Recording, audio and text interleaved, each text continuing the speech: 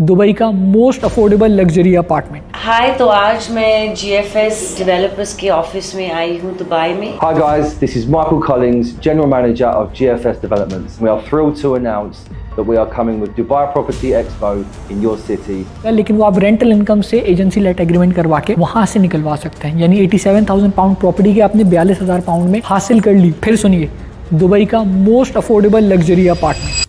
Hi guys, this is me Syed Kazim Rizvi. GFS builders and developers का एक शानदार नया प्रोजेक्ट कोवेंट्री गार्डन्स के बाद आया है, Coventry 1 DLRC Dubai land residential complex, और दूसरी तरफ है दुबई इंटरनेशनल सिटी।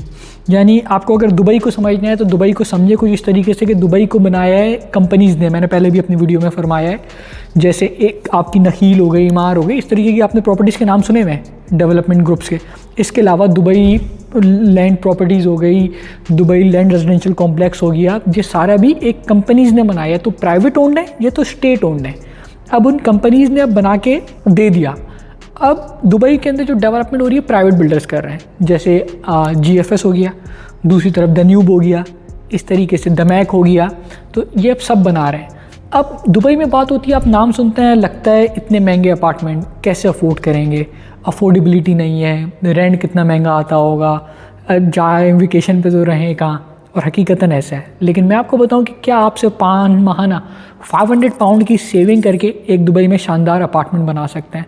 जैसे मैं आपको एग्जांपल दूं, आप UK में रहते हैं अगर, तो लंदन में आप अपार्टमेंट देखते हैं ज़ोन 2 ज़ोन 3, एक modern luxury contemporary living style apartment जो आपको टेरेस के साथ, नीचे गार्डन्स के साथ, पार्किंग के साथ, कॉन्सियाज के साथ मिलता है। उसका रेंट एटलीस्ट स्टूडियो अपार्टमेंट का 1500-1600 पाउंड मिनिमम आता है। Likewise in Dubai as well, Burj Khalifa के 15 मिनट के रेडियस पे, यानी उसके डाउनटाउन की मैं आपको बता रहा हूँ। बुर्ज खलीफा एक फेमस जगह है कि आपको की स्टोन जगह से पता लग जाएगा।